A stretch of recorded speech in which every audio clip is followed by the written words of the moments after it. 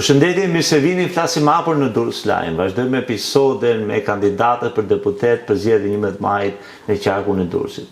Sot kemi të ftuar një prej kandidatëve të Partisë Demokratike për qarkun e Durrësit, doktoresh Elvira Harizi. Faleminderit që jeni në studion e flasim hapur në Durrës Live. Faleminderit Bledim për ftesën. Doktoresh, përpara se të shkojmë tek 11 maj, dua të nis me profesionin tuaj fisnik, sepse është vërtet për të admiruar dhe vlerësuar nga të gjithë. Jeni mjekë neurologë në Spitali Renal të Durrësit, për jo vetëm kaq. Do të pyesja, si ju lindi dashuria për mjekësinë? Dashuria për mjekësinë, në fakt, në fillim, kur kam shkuar në fakultet, kur dolën të drejtat e studimit, unë doja juridikun, edhe pse isha shumë mirë në lëndë shkencore, isha shkëlqyer në lëndë shkencore, dhe doja juridikun. Babai im Indira ishte ekonomist, më thonte po shkon ekonomik për babë se për gratë është një profesion i mirë, jo i thoja kurrë në kurrës, edhe doja juridikun, më doli mjekësia, të gjithë ishin shumë të lumtur se mjekësia ishin dek shumë e madhe, unë s'qa fare e lumtur ato ditët e para, nuk dua të shkoj. Shkova, erdhën provimet e para, që ishin provimet e kimisë, ku unë isha shumë mirë në fakt, edhe dola shumë mirë, dhe aty vazhdoi kthesa ime në mjekësi dhe pastaj mjekësia u bë dashuria ime. Pra si një martesë me mbledhëri. Po, që doli mirë. Në fillim nuk doja, të jem e sinqert, por mendoj që pastaj mjekësia u bë dashuria ime, edhe ngeli dashuria ime. E dashuroni kaq fort mjekësinë? Bledi, realisht mjekësia ka qenë dhe ngeli dashuria ime nga ato të mëdhat, sepse unë gjithë jetën e kam kaluar në spital me pacientët. Dhe ata janë bërë pjesë shumë e rëndësishme e jetës time. Edhe unë e jetës së tyre, por dhe ata të jetës time pa diskutim. I shikoni pacientët si subjekt i profesionit tuaj, apo i doni vërtet? Pacientët janë jo vetëm njerëz që vinë për të kërkuar ndihmë, që kërkojnë ndihmën e mjekut dhe unë t'i ndihmoj ata, por ata janë qytetarë që duhen respektuar dhe unë i respektoj si qenie njerëzore, jo si subjekte. Ata janë qytetarë të nderuar që i sjell halli mjekësor, por ata kanë edhe një jetë të tyre që duhen respektuar në gjithë dimensionin njerëzor të tyre, por mendoj që dhe ata ma kanë kthyer respektin, dashamirësinë me ato lulet që më sjellin çdo ditë, me takimet që më bëjnë në rrugë, përqafimet, urimet, edhe më kanë kompensuar lodhjen, sakrificat që ka profesioni im, duke më dhënë një satisfaksion, që në fakt vetëm profesioni i mjekut ta jep atë lloj satisfaksioni, unë shumë mendoj si mjeke.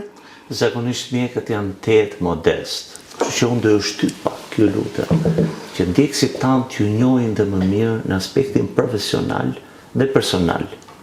Cilat janë arritjet tuaja profesionale që mund t'i evidentoni përpara ndjekësve tanë? Në fakt, arritjet e mia janë si arritjet e një pjesë të madhe të kolegëve të mi, që ashtu se janë modest mjekët, nuk para i nxjerrin këto, por që ne kemi bërë shumë në karrierën tonë, sepse profesioni i mjekut kërkon të bësh shumë në karrierë. Të studiosh, të marrësh grada që duhet i marrësh në ato stadin e karrierës së tij. Duhet, jo vetëm por si karrierë për të shkruar, shkencash. Kam 2 master shkencor, kam master i parë ka qenë në neurologji, e kam bërë një temë shumë interesante për kohën, është bërë para shumë vitesh, nga mastrat e parë që u bën në Shqipëri, kam pas korelacionin e migrenës me sëmundjet iskemike të trurit, që një temë shumë e veçantë, sepse që hera parë që migrena merrli si një shkak që mund të nxiste sëmundjet iskemike, kam punu shumë atyre, dhe në fakt ajo megjithëse që grada e parë të tjera mora më pas, ajo që nga grada të cilat unë edhe sot e kësaj dite i vlerësoj shumë, sepse tema që është shumë e veçantë, unë punova shumë dhe që grada ime e parë. Më pas kam bërë në menaxhimin shëndetësor pra për sëmundjet cerebrovaskulare, protokolli i sëmundjeve cerebrovaskulare, dhe kam marrë gradë shkencore pra në menaxhimin e sëmundjeve cerebrovaskulare dhe menaxhimin shëndetësor. Dhe doktoraturën e kam bërë prap në lidhje me sëmundjet cerebrovaskulare, dhe kjo ishte një temë shumë e veçantë që nuk ishte bërë më parë në Shqipëri, po nga tema që akoma, si thua, është një temë që vazhdon të vlerësohet edhe në gjitha studimet bashkëkohore, se si nxisin variacionet e ndryshme anatomike të embit gjakut të trurit, sëmundje cerebrovaskulare. Janë tema për cilat unë kam punuar shumë, të treja kanë shumë të veçanta, shumë bukura që tema, janë vlerësuar, janë votuar dhe jashtë shtetit, në revistat europiane apo dhe në Amerikë, dhe e kam marrë satisfaksionin për gjithë punën që kam bërë për këto tema. Dhe mjekësia është globale për herë vërtetës, nuk kurse si lokale. Në aspektin ndërkombëtar, keni qenë pjesë forumesh, keni ndikuar me idetë tuaja, me zbulimet tuaja? Thash, të gjitha temat janë votuar dhe janë vlerësuar, dhe unë jam antare Akademisë Europiane të Neurologjisë, antare Akademisë Europiane, Federatës Botërore të Neurologjisë, jam pjesë e zgjedhur, pjesë e paneleve shkencore në Akademinë Europiane por dhe Amerikane të Neurologjisë. Një pjesë jam si personal member, por në një pjesë më përfaqësoj shoqatën neurologjike apo shoqata të tjera mjekësore shqiptare, pjesë e këtyre paneleve. Keni dhëmsim? Po, prej 17 vitesh jam pedagoge. Sa vite ju? 17 vite jam pedagoge në Durrës dhe në Tiranë, me studentët të cilët janë një pjesë shumë e bukur e vërtetërisë time, të punës time. Si mendojnë studentët për profesionin e së ardhmes? Keni kuptuar diçka të veçantë tek ta? Studentët njëherë, kur jam me studentët, ata të japin jetë, të motivojnë, dhe edhe kur thonë që jemi të mërzitur, nuk kemi shpresë, u largohemi, por shpresa në sytë e tyre është gjithmonë. Sa ata e kanë jetën parë dhe atyre nuk i kanë ndonjëherë shpresa, edhe pse mërziten me situatën në vend, ato shpresën për të ardhmen e vetë e kanë. Edhe unë mërzitem bashkë me to, kur thonë që ne do ikim, nuk ka shpresë në këto vend. E mendoj që vrasja e shpresës në fakt është një e keqe e madhe që është bërë vendi në këtë periudhë, në këto vite. Por mendoj që gjithë bashkë neve e para për të rritë, se ata në ardhmja, jo vetëm për veten, për të rritë, për fëmijët tanë, të gjithë bashkë duhet ta kthejmë këtë shpresën prapë, që ne do rrim këtu ta thonë me gojën plotë studentët e mi, edhe gjithë të rritë e këtij vendi. Keni shërbyer gjithashtu si presidente e Urdhit të Mjekut? Po, unë jam zgjedhur 2 herë me votim të fshehtë nga kolegët e mi, të gjithë qarku Durrësit si presidente e Urdhit të Mjekut. E kam marrë një vlerësim shumë të madh nga kolegët e mi, që më kanë vlerësuar profesionalizmin, por edhe ato anën time luftarake, themi që janë person që i kam kështu sfidat, do me thënë nuk i bëj bish sfidave, i përballem sfidave. Ana ju luftarake? Kështu jam, kështu thonë, që jam gocë luftarake, edhe gjithë jetën fakti kam pas një lloj sfide. Unë gjithmonë kam qenë natyrë antikonformiste. Kështu jam shquar që në fëmijërinë time kush më jep, kam qenë person shumë bardhezi, shumë open heart dhe open mind. Gjithmonë kam thënë çka menduar. Edhe i kam mbrojtur ato të vërtetat e mia. Jam përballë sfidave, kur që puna për të bërë sfida gjatë gjithë jetës time. Në fakt, edhe jetën personale kam pas një lloj sfide, por mendoj që kam luftuar dhe ja kam arrit. Fakti që në fund fare, do me thënë, vazhdoj profesionin tim të nderuar, nuk jam dorëzuar, i kam vazhduar këto etapat akademike, por mbi gjitha kam rritur 2 fëmijë të mrekullueshëm, të cilët ata janë në rrugën e mjekësisë si unë. Mendoj që sfidën me jetën time personale, por edhe me jetën time profesionale, mendoj që e kam përballuar me sukses. Përmendën natyrën tuaj luftarake dhe sfidat personale. A mund t'ju bëj një pyetje personale, doktoresh? Po. Ju jeni nën e vetme, keni rritur 2 fëmijë për shkak të diçkaje që ndodhi në jetën tuaj? Në fakt, për shumë vitesh bashkëshorti im nuk jeton më, ka qenë një inxhinier shumë i nderuar i Durrësit, me cilën jam fejuar, jam qenë studente, por jeta deshi që ti ndërpritej jeta një moshë të re, dhe pastaj për shumë vitesh unë rrita fëmijët e mi e vetme bashkë me nënën, pak kam jetuar me nënën, sepse i ndjeri babai im kishte vdekur disa muaj para bashkëshortit dhe ai që i ri në moshë atëre. Bashkëshorti një vjeç njeriu shumë i ri, një vdekje dhe ai akute. Dhe unë bashkë me nënën rritëm 2 fëmijë. Ja di shumë e rik nënës time, të ndjerës nënës time, e cila ajo për shumë vitesh nuk jeton, që rriti fëmijët e mi. Më pas dhe ajo vetë pati ato problemet e veta mjekësore dhe fëmijët e mi kur u rritën, si thush, i bënin në shërbimin e saj, kthyn gjyshes shërbimin që ajo i bëri atyre, sepse mama duhet punonte. Kur fëmijët ishin më të vegjël, në fakt mërziteshin që unë nuk isha në shtëpi për një kohë gjatë, por pastaj duke u rritë e kupton që unë duhet isha në spital. Puna ime kërkonte që unë isha pranë pacientëve. Duke u rrit, ato e kupton sa i rëndësishëm ishte profesioni i mjekut për pacientët dhe çfarë pune bëja unë vërtet, se neurologjia në fakt është e vështirë bledi. Është një sëmundje kur shpesh jeta dhe vdekja janë pranë. ka sëmundje goxha të vështira, problematike për jetën, dhe unë ore pa orë duhet shkoja në spital. Sepse për shumë vite unë qesh një neurologe e vetëm në spitalin e Durrësit, kur dola, ishte doktoreshe re, dhe duhet të rria ore pa orë në spital, po kështu vazhdoi gjithë karriera në fakt, sepse neurologjia e tillë është. Ata më pas e kuptuan që unë nuk rria kot, dhe ndoshta ky fakt, duke kuptuar sa i rëndësishëm ishte profesioni i mjekut, duke parë njerëzit që më takonin në rrugë, që më falenderonin, përqafonin sy të fëmijëve, i bëri që ata të inspiroheshin për ta vazhduar mjekësinë. Kur kam mbaruar në fillim, nuk mund të ri bleti pa falenderuar ata që më pritën në Durrës. Unë isha një doktoreshe re, isha pa mbush 29 vjeç, 28 vjeç e pak, se 24 vjeç e pak fillova neurologjin, mbas fitova konkursin. Unë më ka prit një mjek, një brez i mrekullueshëm mjekësh në Durrës. Pata fatin që arrita atë brez, duke filluar nga i nderuari Eqere Menesi, Indire Eqere Menesi, radiologu i shkëlqyer, që unë nuk e harroj kur ndihmën që më ka dhënë, Stefan Vokopola, Indiri Stefan Vokopola, atëherë doktori doli në pension, po ishte gjithmonë pranë meje, Vladimir Tiço, i nderuari Miri Hoti, sepse vërtet ishin kirurgji, punë bashkë, ishim bashkë, atëherë bashkë me kirurgjia ishim bashkë, dhe gjithë mjekët e tjerë të patologjisë.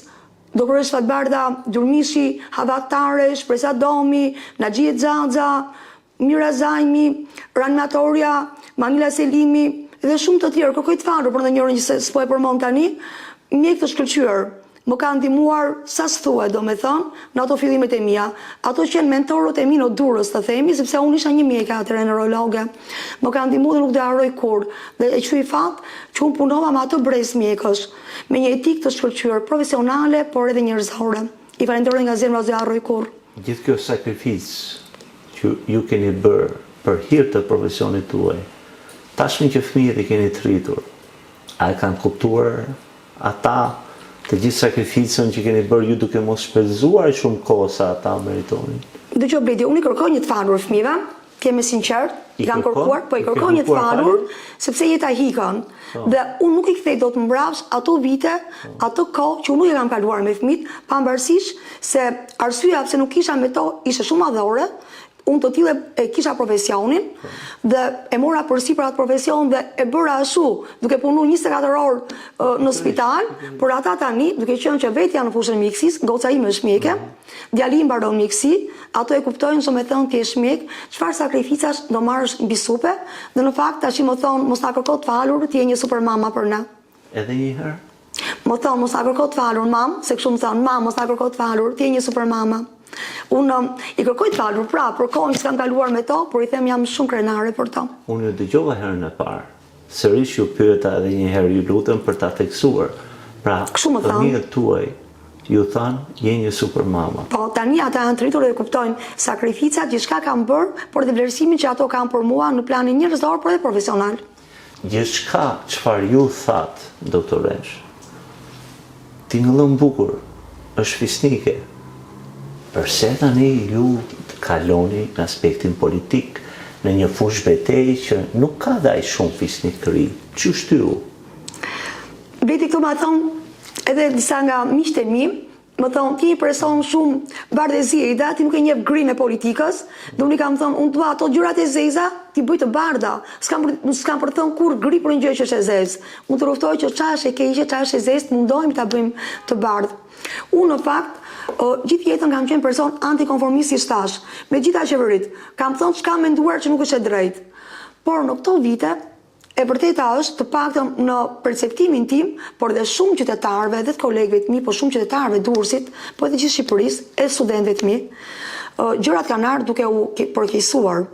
Unë para 2 vitesh jam bërë pjesë e Këshillit Bashkiak si pjesë e këshilltarëve të Partisë Demokratike, duke qenë edhe kryetare e Komisionit Çështjeve Sociale, Barazisë Gjinore dhe Kundër Diskriminimit dhe Komisionit të Urbanizimit dhe të Strehimit.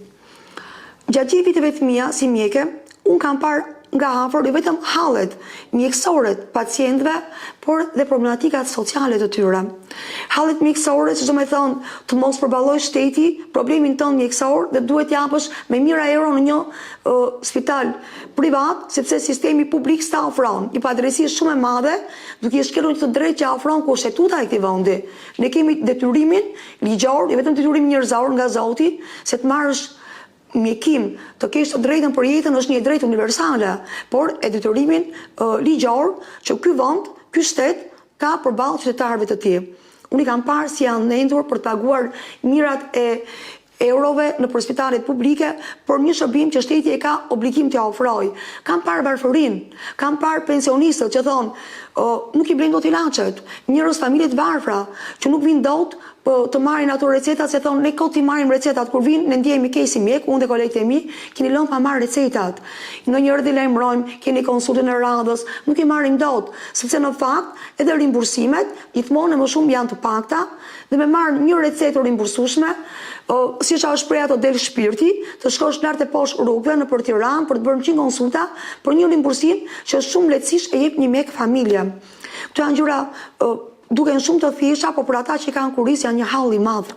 Dhe gjitha këto problematika dhe hallet të tjera që pacientët ndajnë me ne, se me mjekun pacienti ndan shumë halle, jo vetëm halli mjekësor, së mos me mjek që kanë problematika edhe shëndetësore të mëdha, që kam unë, me smur paralizuar, që bashkëshortja apo fëmia lën punën për të bërë shërbim nënës, babait apo bashkëshortit, bashkëshortes, ndërkohë nuk marrin asnjë ndihmë nga shteti apo një ndihmë minimaliste, me një pension që është qesharak nuk del për ilaçet, jo më për gjithë shërbimet e për të mbajtur familjen ai personi që vetën në shtrat dhe që heq të bashkëshortën nga puna se do t'i bëj hizmet. Unë gjitha këto i prek me dorë çdo ditë. Unë nuk vi nga politika.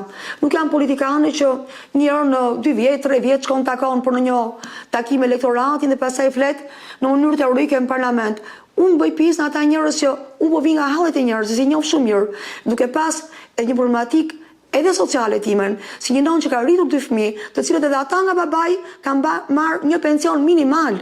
Unë kur njerëzit kam pas një nonë të paralizuar prej vitesh më pas, dhe kur njerëzit vinin më thonin, doktoresha ti nuk e din, të kesh një pension të një burri që se ke më, të kesh një pension të një bashkëshorti apo prindi që është kaq i vogël. Unë i dija shumë mirë, se unë kisha edhe në pjesën time familjare, edhe para pacientëve unë nuk i hipja vetën, por unë i kuptoja aq mirë sa s'ka.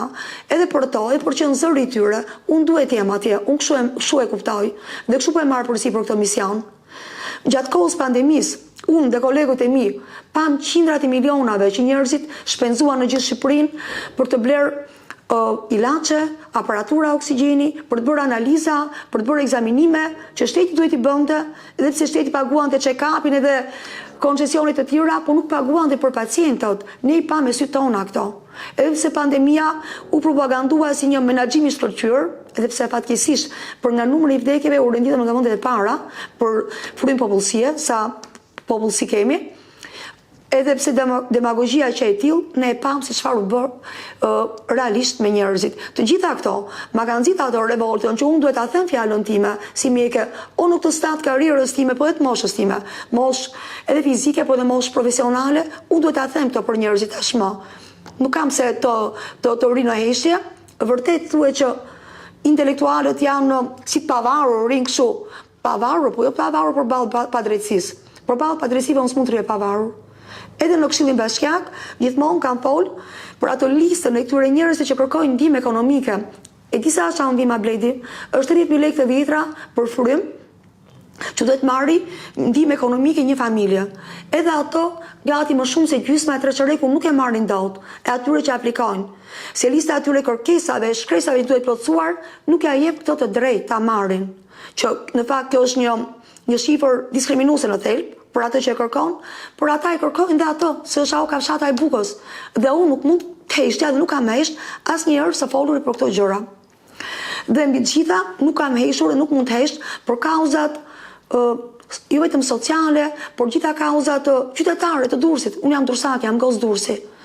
Unë nuk kam hesht, jo vetëm periudhën që unë jam angazhuar politik, po edhe më përpara, bashkë me intelektualët e tjerë, me qytetarët e tjerë të Durrësit, për gjitha gjërat që nuk janë bërë siç duhet në Durrës, por gjitha gjërat që janë bërë keq, për betonizimin e tmerrshëm, që ka vazhduar deri te Veliera e famshme, për titërsimin e pronave publike, që vazhdon me portin, me atë titërsimin e një prone të çmuar një aseti kombëtar, po edhe për Durrësin, që u titërsua, u grabit në fakt, ky titërsim është grabitje e hapur e Durrësakëve, për problematikat urbane, kanalizimet, për mbytjet që ndodhin në Durrës, për mungesën Akoma, sot e kësaj dite, mbas kaq vitesh rënie tërmeti të shkollave që janë ndërtuar, të fëmijëve që duhet bëjnë rrugë për të vajtur në një shkollë tjetër apo të turna.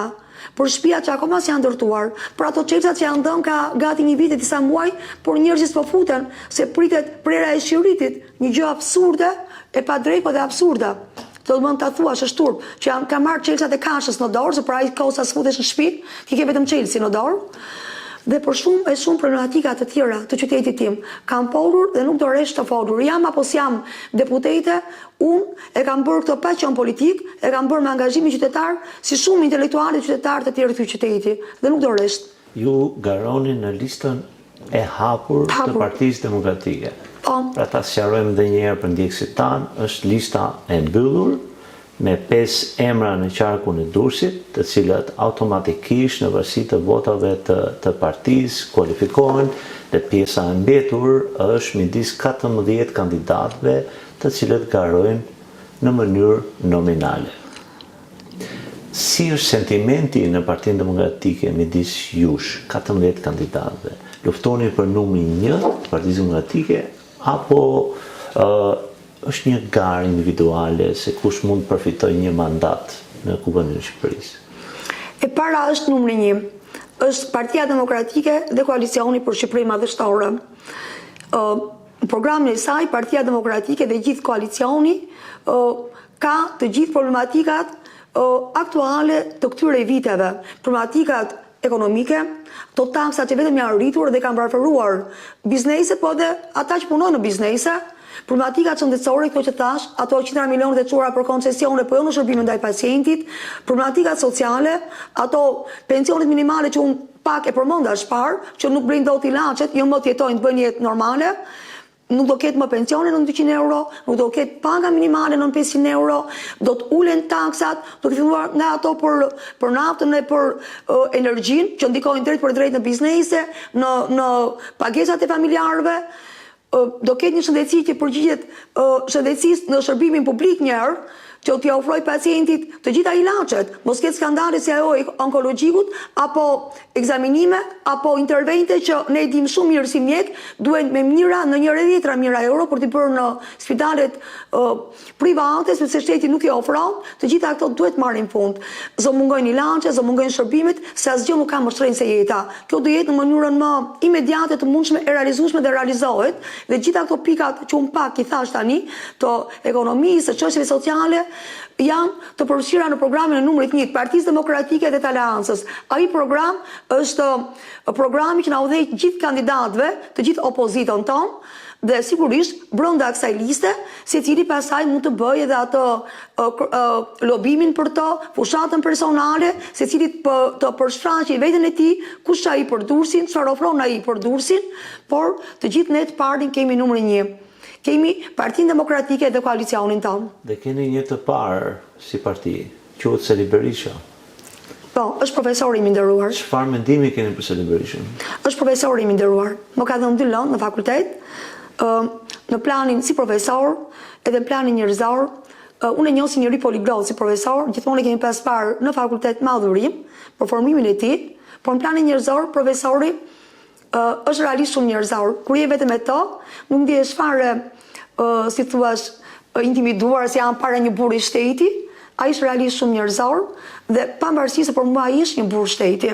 Unë e vlerësoj shumë si profesor rreth parë, por edhe si burr shteti, dhe që pati, si thuash, forcën, kurajon në gjithë të periudhë të vështirë, jo vetëm personale për të, por periudhë të vështirë për gjithë opozitën shqiptare, ai ta rimëkëmbte opozitën dhe t'i jepte shpresë gjithë popullit opozitar dhe gjithë qytetarëve që duan patjetër ndryshimin. Doktoresh, nëse zgjidheni deputete në Kuvendin e Republikës Shqipërisë, si do e ngrini ju zërin? Do jeni konformiste me politikën, apo do jeni zë i fortë dhe i fuqishëm në shërbim dhe në të mirë të banorëve të qarkut të Durrësit? Nuk kam qenë kur konformiste si natyrë, dhe nuk do jem konformiste as në politikë. E para njërë kur nuk ta shes mandatin tim për interesa, unë do jem zëri i këtyre qytetarëve, i gjithë atyre që tek unë kanë qarë hallet problematikat e tyre dhe gjithë qytetarëve të Durrësit për gjithë problematikat që qyteti im ka dhe që unë sa kam pas fuqi e kam ngrit zërin, por duke qenë përfaqësuese e tyre në kuvend, ky zë do të jetë më i fortë dhe patjetër do jetë më i fortë dhe gjithmonë do jetë në shërbim të qytetit tim, qytetarëve të mi. Kur nuk do rresht, kudo që të jem, vetëm mos jem deputete, po mendoj që do jem deputete, sepse do i përfaqësoj me dinjitet ata. I premtoj. Mendoni që do fitoni? Po pse mos mendoj të fitoj? E gjithë opozita do fitoj. Unë kështu mendoj, opozita do jetë fituese, sepse njerëzit e duan ndryshimin. Tash ka ardhur ku s'mban më bledi. Në perceptimin tim për qytetarëve që unë takoj në rrugë, që takoj kudo që shkoj, të gjithë e duan ndryshimin, sepse e ndjejnë peshën e halleve dhe problemeve të kësaj periudhe. Të gjithë u kanë ikë fëmijët jashtë. Na ikur rinia. Kjo është një dramë e rëndë që po bëhet, popullimi. Janë më të varfër njerëzit, janë më të pambështetur. Të gjithë e duan ndryshimin. Dhe unë mendoj që opozita do fitoj patjetër në të mirë qytetarëve, se njerëzit vetë nuk e durojnë më këtë situatë. Besoj patjetër që do fitojmë. Atëherë po flisi për banorët e qarkut Durrësit, që sapo përmendët. Ky është momenti për t'u dhënë atyre një mesazh. Përse duhet t'ju votojnë ju më 11 maj? Sepse unë ja them me zemrën dorë që do t'i përfaqësoj, kur do të bëj kompromise në kurisë të votës së tyre. Unë do jem zëri i tyre. I gjithë atyre thash që u njoh hallet, problemet, po i gjithë qytetarëve Durrësit, Durrësi tim, se thash unë jam goc Durrësi, i di problematikat e Durrësit, e du shumë qytetin tim dhe i du shumë dhe qytetarët e mirë. Dhe mendoj që ata do më besojnë. Doktoresh, faleminderit që ishim flasim hapur dhe miru takofshim në episodet tjera. Faleminderit juve. Faleminderit që na ndoqët, miru takofshim në episodin e radhës.